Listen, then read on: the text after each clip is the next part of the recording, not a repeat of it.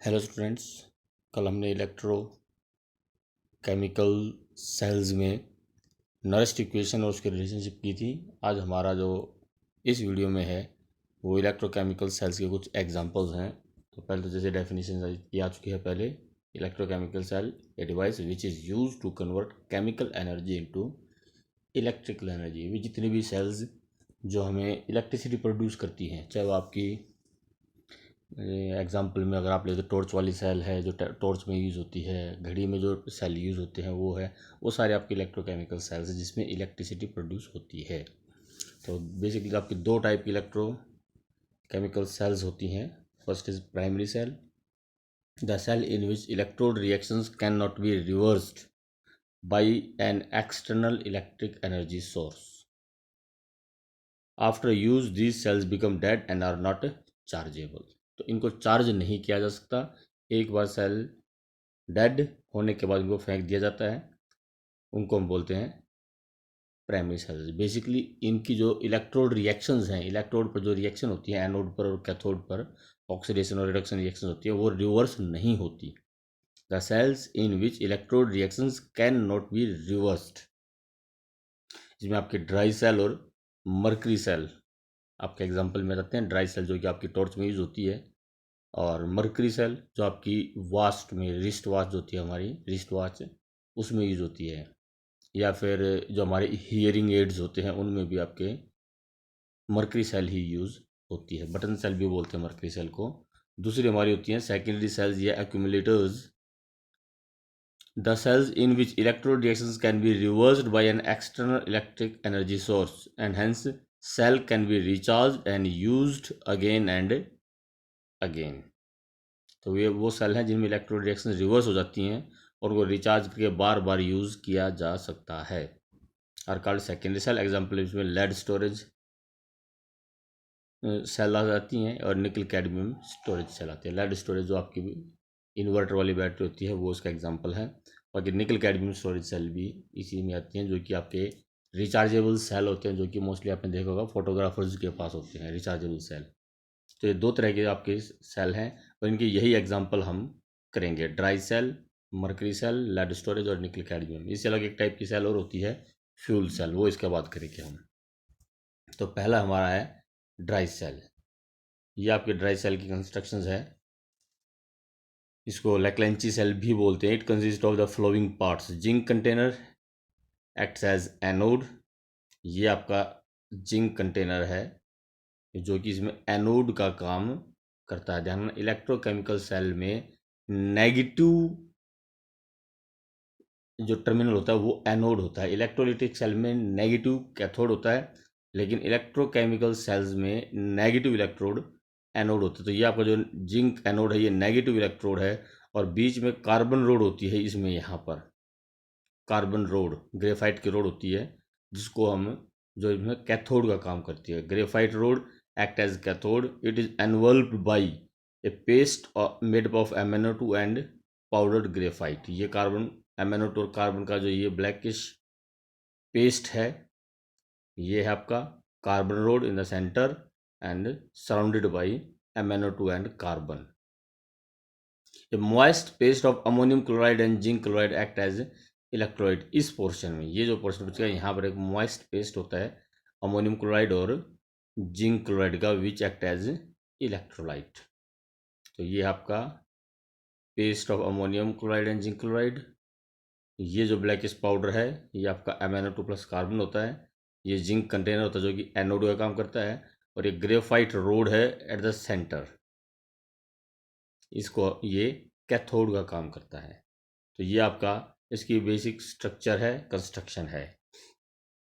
इन electrochemical cell में जितनी भी एग्जांपल करेंगे उनमें सबसे इम्पोर्टेंट पार्ट होता है electrode reactions at anode and at cathode. Anode पर कौन सी इलेक्ट्रोड रिएक्शन हो रही है तथा कैथोड पर क्या रिएक्शन होती है, ओवरऑल रिएक्शन क्या है, ये हर एक इलेक्ट्रोकेमिकल सेल का सबसे इम्पोर्टेंट पार्ट है। ध्यान रखना ये चीज़, ये आपको जरूर करना है, इनकी रिएक्शन की प्रैक्टिस करनी है।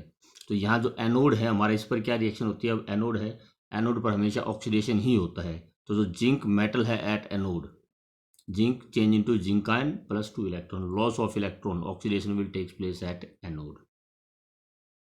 तो एनोड पर हमारा जिंक मेटल है वो इलेक्ट्रॉन का लॉस करता है, zinc ion plus 2 electron produce करेगा। कैथोड पर गेन ऑफ इलेक्ट्रॉन होगा रिडक्शन, तो वहां पर जो आपने अमोनियम आयन है, ammonium ion plus MnO2 plus 2 electron, MnO2 gains electrons produce Mn2O3 two ammonia and water. तो जिंक ओवरऑल रिएक्शन होगी, इन दोनों रिएक्शन को ऐड करना है, zinc plus 2 ammonium plus MnO2, 2 electron से 2 इलेक्ट्रॉन कैंसिल हो जाएंगे, ये प्रोडक्ट रिएक्टेंट साइड में है, ये 2 इलेक्ट्रॉन प्रोडक्ट साइड में, तो ये कैंसिल हो जाएंगे आपके। तो zinc plus ammonium plus MnO2 produce Mn2O3 plus ammonia plus water and zinc ion. ये आपकी ओवरऑल रिएक्शन होगी, zinc plus ammonia plus MnO2 produce Mn2O3 plus zinc plus ammonia plus water. इसमें आपका MnO2 प्लस 2 इलेक्ट्रॉन, क्योंकि cathode पर overall जो reaction है MnO2 electron को गेन करता है, इस तरह से भी शो कर दिया जाता है। MnO2 plus electron produce Mn2O3 plus oxide ion, oxide and H ion produce water. बाकी बेसिकली आपकी ये 3 रिएक्शन है, reaction at anode, reaction at cathode and the overall reactions. Important है ये इलेक्ट्रोड रिएक्शंस आपको जरूर करनी है। EMF of the cell is 1.5 volt, जो सेल उसकी वोल्टेज होती है वो आपकी 1.5 वोल्टेज है। Hydrogen generated in this reaction is oxidised by MnO2 in the cell, MnO2 plus hydrogen Mn2O3 plus water, electron gain करने के बाद वो ऑक्सीडाइज हो जाती है, जो इसमें हाइड्रोजन जनरेट होती है।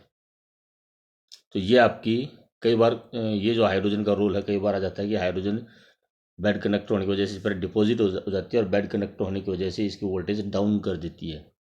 तो वो ऐसा तब होता है जो हम लगातार इसको यूज़ करते हैं, किसी सेल को लगातार यूज़ करते रहें, खासकर जैसे आपके टेप रिकॉर्डर्स वगैरह आते हैं, उसमें आप सेल लगा के लगातार उस पर FM चला रहे हैं, तो काफ़ी देर तक चलाते चलाते उसमें वोल्टेज उसकी डाउन आ जाती है।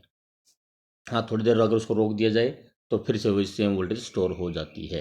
तो ड्राई सेल है, ड्राई सेल की कंस्ट्रक्शन एंड इलेक्ट्रोड रिएक्शन इसमें इंपॉर्टेंट है।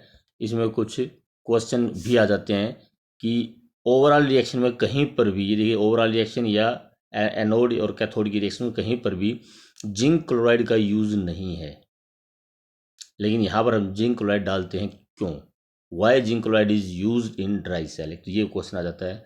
इसका रीजन क्या है कि during electrode reaction in dry cell ammonia gas is produced, ये अमोनिया गैस प्रोड्यूस होती है, इसमें pressure develop due to this ammonia may crack the seal of the cell. तो अमोनिया गैस जब प्रोड्यूस होगी वो प्रेशर क्रिएट करेगी, और उसकी वजह से जो यहाँ पर सील लगी होती है सेल के वो टूट सकती है। Zinc chloride use in the dry cell combine with ammonia to form a complex, तो जिंक क्लोराइड क्या करते हैं उस अमोनिया के साथ कंबाइन करके कॉम्प्लेक्स बना लेती है और उसकी सील को टूटने से बचाती है। तो ये जिंक क्लोराइड का रोल है, इसलिए वो इसके अंदर डाला जाता है। नेक्स्ट क्वेश्चन है why a dry cell becomes dead after a long time even if it is not used. अगर हम एक ड्राई सेल को यूज नहीं करते हैं, ला कर रख लेते हैं घर पे, तो कुछ समय के बाद वो खराब हो जाती है, क्यों? बिना यूज किए ही। It is because the acidic ammonium chloride corrodes the zinc container which develops holes in it. इसके अंदर जो अमोनियम क्लोराइड हम डालते हैं ये थोड़ा एसिडिक नेचर का होता है, ammonia plus HCl, HCl strong acid होता है, अमोनिया वीक बेस होता है।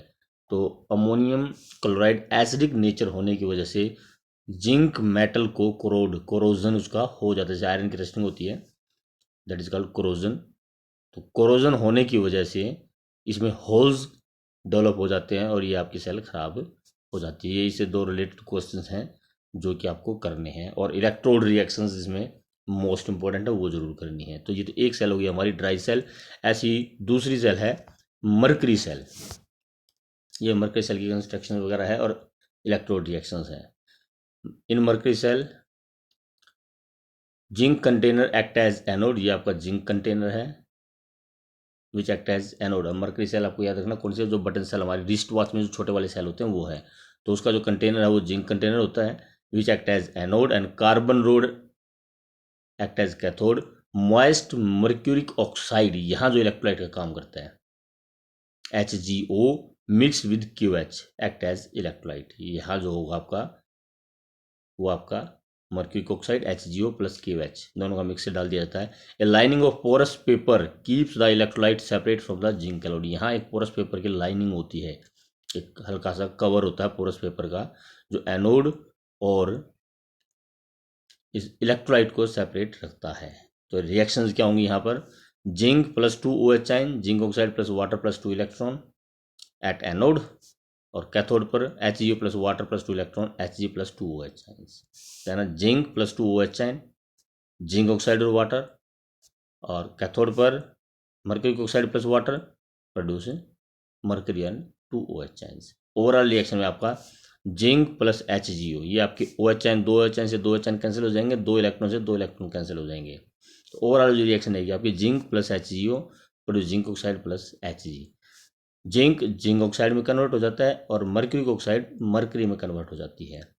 तो mercury cell gives a constant potential of 1.35 volt. Constant potential मतलब थ्रू आउट सेम रहती है, थ्रू आउट लाइफ, जब तक सेल चलेगी उसकी वोल्टेज 1.35 वोल्ट ही रहेगी, डाउन नहीं आती।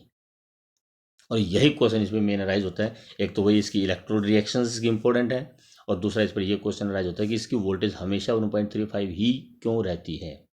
रिस्ट वॉच का आपने देखा हुआ, जो वोल्टेज शुरू में चल होती है वही लास्ट तक चलेगी, कभी सेल डाउन नहीं आएगा, उसका डेड हो जाएगा, लेकिन वोल्टेज हमेशा 1.35 ही रहती है। जबकि जो हमारा ड्राई सेल होता है, ड्राई सेल छोटा सेल, उसका रिमोट में भी डलता है। आपको देखा होगा जब वो सेल डेड होने के नज़दीक आता है तो धीरे धीरे उसकी रेंज कम हो जाती है। रिमोट जब नया सेल होता है हम दूर से उसको रिमोट को यूज़ करते हैं, लेकिन जैसे जैसे उसकी वोल्टेज डाउन आती चली जाएगी, नज़दीक जाकर रिमोट काम करता है और दूर से रिमोट काम नहीं करता। ये ड्राई सेल की ड्रॉबैक है कि थ्रू आउट द लाइफ उसकी वोल्टेज सेम नहीं होती, बाद में उसकी वोल्टेज काफ़ी कम आ जाती है। लेकिन मर्करी सेल की voltage throughout life same रहती है। उसका रीज़न क्या है, तो ये क्वेश्चन है, why does mercury cell gives a constant voltage throughout the life.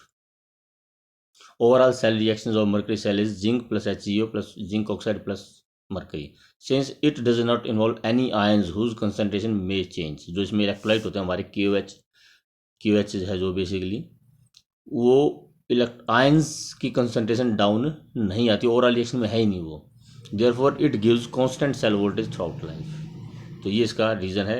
Important question है ये भी। और इसकी इलेक्ट्रोड रिएक्शंस, ये फिर बोल रहा हूँ हर एक चार जितने भी हम एग्जाम्पल करेंगे सेल्स के, हर एक की इलेक्ट्रोड रिएक्शंस काफ़ी इंपॉर्टेंट हैं, वो जरूर करनी है। उसके बाद हमारी जाती है सेकेंडरी सेल। सेकेंडरी सेल आपको बता चुके हैं क्या होते हैं, which are in which electrode reactions can be reversed and are rechargeable. तो सबसे पहला एग्जाम्पल उसके अंदर हमारा है लेड एक्यूमुलेटर्स, लेड स्टोरेज या लेड एक्यूमुलेटर। ये एग्जाम्पल जो आपकी इन्वर्टर की बैटरी होती है, जो गाड़ियों में टॉर्च बैटरी यूज़ होती है, गाड़ियों में जो बैटरी होती है वो भी आपके लेड स्टोरेज सेल्स ही हैं।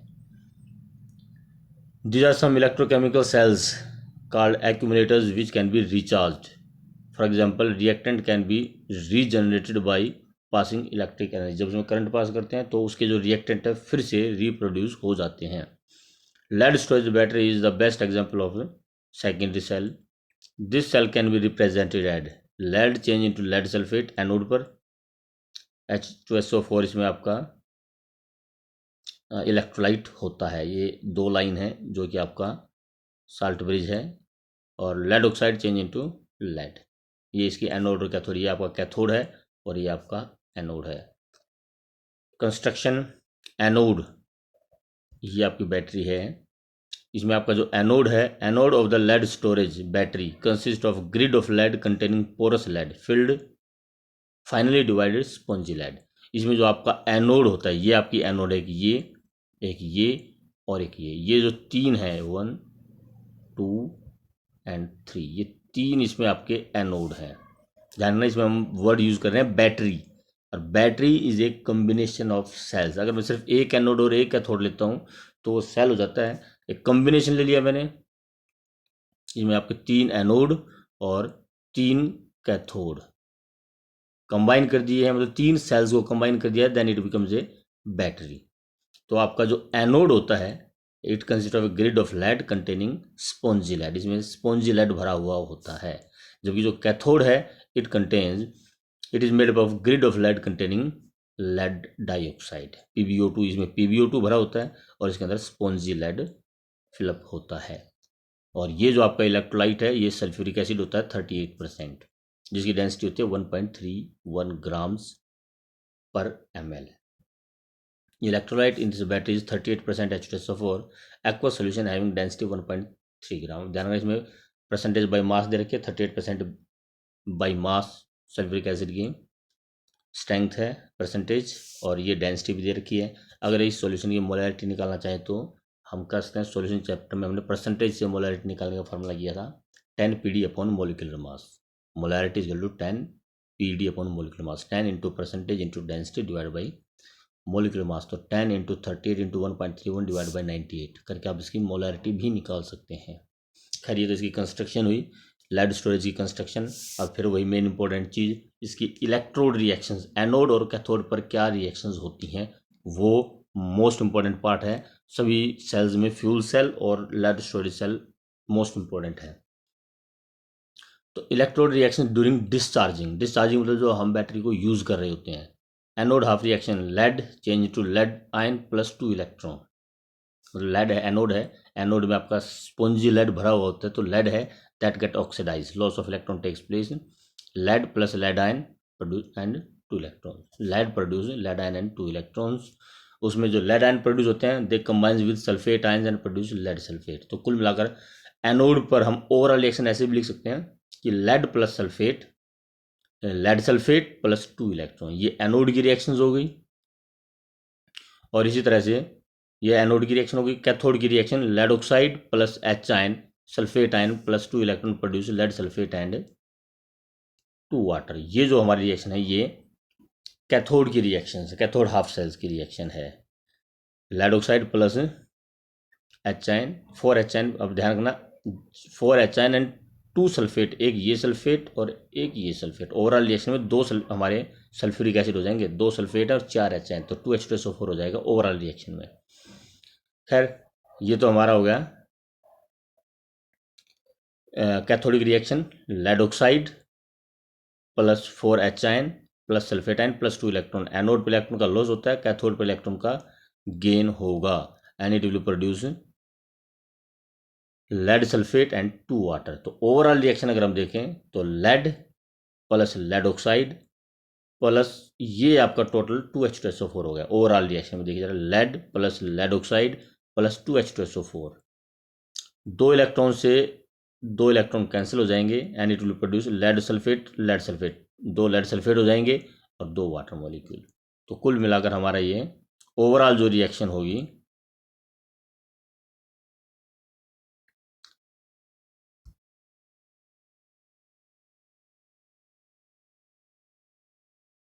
ये हमारी ओवरऑल रिएक्शन हो गई, ये वाली, सॉरी ये वाली ओवरऑल रिएक्शन हो गई हमारी ये। तो reaction at anode, reaction at cathode and overall reactions. इसका मोस्ट इंपॉर्टेंट पार्ट है इसका भी electrode reactions at during discharging की रिएक्शन है, जब उसमें से करंट हम यूज़ करें, मतलब जब हमारी लाइट चली जाती है और तब उसमें से हम करंट यूज़ करते हैं, इलेक्ट्रिसिटी को यूज़ करते हैं, उस दौरान की हमारी इलेक्ट्रोड रिएक्शंस है। The volt potential, the potential of the cell is 2 volt, 3 to 6 cells are generally combined to give 6 to 12 volt battery. एक सेल का जो पोटेंशियल है वो इलेक्ट्रो पोटेंशियल या ई सेल जिसको हम बोलते हैं, नॉन में हमने ई सेल खूब की भी हैं। एक सेल की वोल्टेज 2 वोल्ट होती है, तो 3 से 6 वोल्ट तक, 6 सेल्स तक इसको कंबाइन करके हम 6 से 12 वोल्ट तक की बैटरी बना लेते हैं। अगर 3 करेंगे तो 1 की 2 और 3 वोल्ट, 3 सेल्स के 6 वोल्ट बैटरी हो जाएगी। As result of the discharge of the battery when the current is withdrawn the electrolyte gets diluted. तो जैसे जैसे आप इसको यूज करोगे सल्फ्यूरिक एसिड कम होता चला जाएगा, कंज्यूम हो रहा है रिएक्शन में, रिएक्टेंट में है तो ये कंज्यूम होता चला जाएगा, इसकी कंसंट्रेशन कम होती चली जाएगी। और जैसे जैसे इसकी यूज होगा इसकी डेंसिटी डाउन आती चली जाएगी, और जब इसकी डेंसिटी 1.2 ग्राम्स पर ml रह जाएगी देन बैटरी नीड्स रिचार्जिंग। तब हम बोलते हैं कि बैटरी डेड हो गई है, इसको रिचार्ज करना पड़ेगा जब इसकी डेंसिटी 1.2 रह जाती है। अदरवाइज इसकी बैटरी जिसकी जो डेंसिटी है 1.31 होती है, लेकिन जब इसकी डाउन आते आते जब उसको यूज में लेते हैं हम 1.2 इसकी डेंसिटी आ जाएगी 1.2 ग्राम्स पर ml, तब हमें उसको रिचार्ज करने की ज़रूरत पड़ती है। अब रिचार्जिंग के दौरान क्या रिएक्शन होगी? अब रिचार्जिंग के दौरान हम करते क्या हैं, उसमें इलेक्ट्रिसिटी सप्लाई की जाती है। तो जब इलेक्ट्रिसिटी सप्लाई करते हैं तब रिएक्शंस क्या होंगी? ये रिएक्शंस की रिचार्जिंग की हैं। अब इसका एनोड, जहाँ देखिए जरा, एनोड पर लॉस ऑफ इलेक्ट्रॉन रिएक्शन होती है रिवर्स। जब आप इसको रिचार्ज करोगे तो रिएक्शन रिवर्स हो जाएगी। Lead sulphate +2 electron produce lead and sulphate. अब लेड सल्फेट +2 इलेक्ट्रॉन होगी, lead sulphate +2 electron, lead and sulphate ion. तो यहाँ गेन ऑफ इलेक्ट्रॉन है, तो एनोड वाली रिएक्शन हमारी कैथोड की रिएक्शन हो जाएगी, रिडक्शन है। कैथोड पर हमेशा रिडक्शन ही होता है, चाहे वो इलेक्ट्रोकेमिकल सेल हो या इलेक्ट्रोलिटिक सेल हो। ये अब हमारी इलेक्ट्रोलिटिक सेल बनेगी जहाँ पर हम करंट पास करेंगे और केमिकल चेंज होगा। ये जो इलेक्ट्रोकेमिकल सेल था इसमें केमिकल चेंज होकर इलेक्ट्रिसिटी प्रोड्यूस होती है। यहाँ अब हम इलेक्ट्रिसिटी प्रोड्यूस करंट पास करेंगे और केमिकल चेंज होगा, तो एक तरह से इलेक्ट्रोलिटिक सेल होगी। जो एनोड था वो कैथोड बन जाएगा। तो जो एनोड की रिएक्शन थी वो कैथोड की रिएक्शन हो जाएगी, लेकिन रिवर्स होगी बिल्कुल।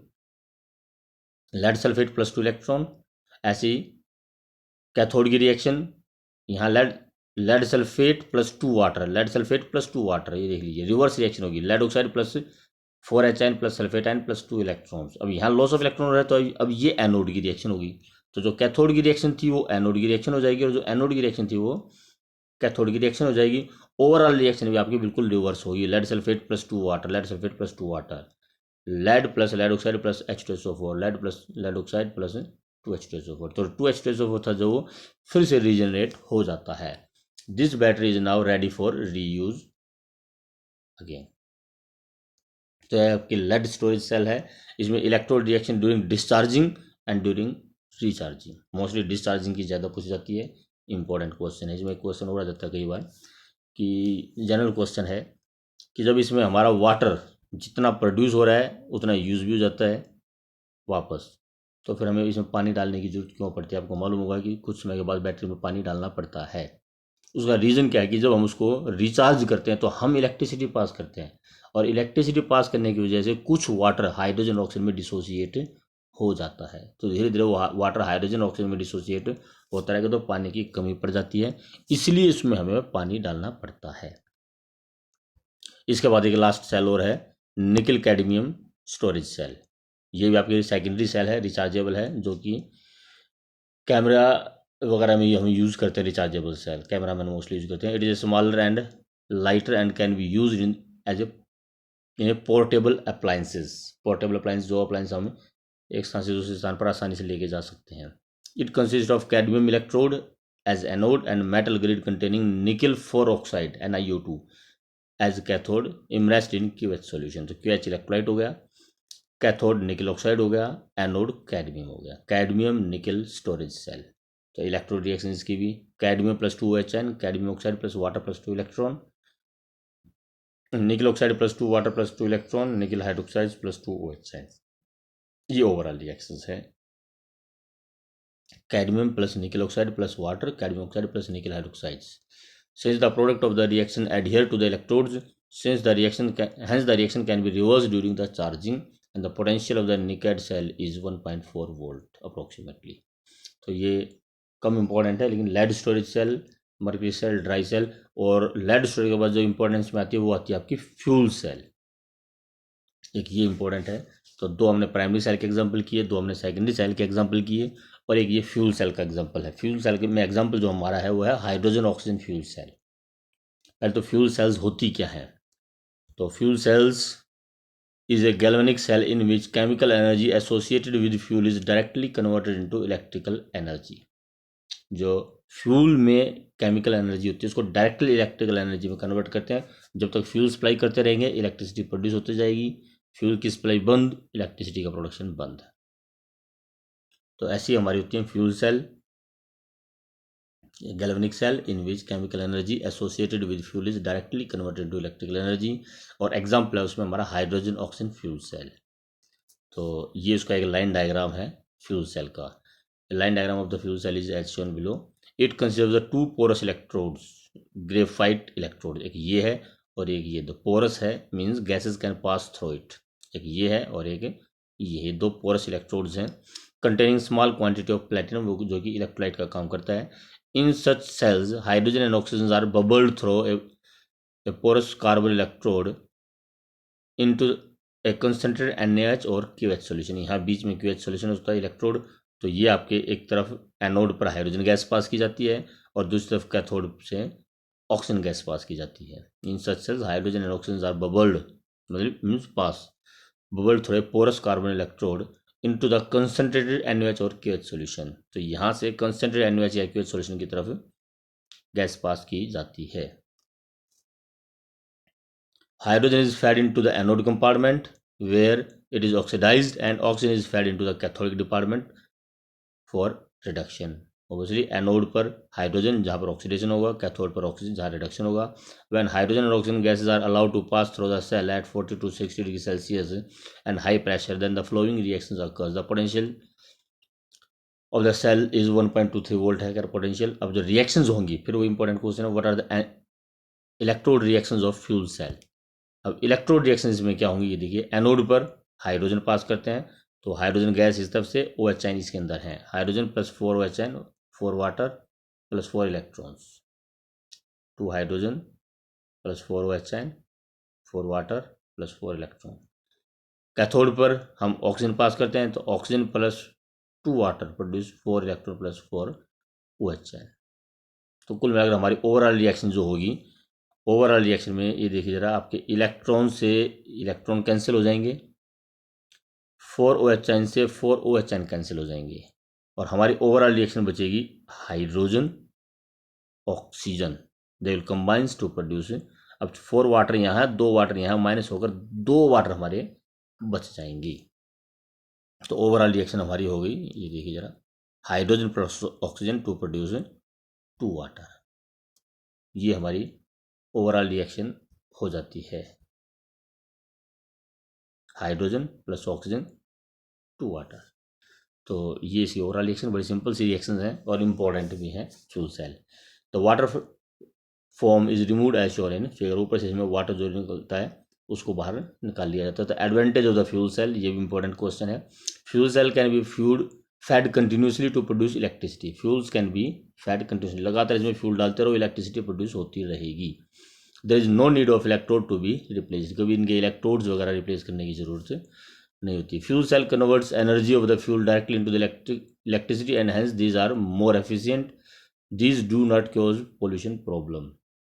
तो वाटर ही प्रोड्यूस होता है तो पोल्यूशन भी क्रिएट नहीं होता। पोल्यूशन की प्रॉब्लम बेसिकली आती है आपकी, जो हमने मर्करी सेल की थी वहाँ पोल्यूशन की प्रॉब्लम आती हैं। तो उसका भी रीज़न क्या है कि मर्करी सेल में हमारे मर्करी प्रोड्यूस होती है या मर्करी ऑक्साइड होता है, वो पोल्यूशन क्रिएट करता है, तो उसको डिस्पोज की प्रॉब्लम आती है। Not hydrogen oxygen fuel cell is use in Apollo space program, Apollo space program में इनको यूज़ किया जाता है। नासा का रिसर्च सेंटर है स्पेस में अपोलो का, तो वहाँ इसको यूज़ किया जाता है इन फ्यूल सेल्स को। तो ये हमारी 5 इलेक्ट्रोकेमिकल सेल्स के एग्जांपल्स हैं जो आपको करने हैं, इम्पॉर्टेंट हैं, खासकर इनकी इलेक्ट्रोड रिएक्शंस हर एक की स्पेशली इनको लिख कर देखना है इलेक्ट्रोड रिएक्शंस को। तो ये आपके 5 सेल्स हैं। अब नेक्स्ट में हम कोरोजन और इलेक्ट्रोलिटिक सेल्स को करेंगे। Thank you.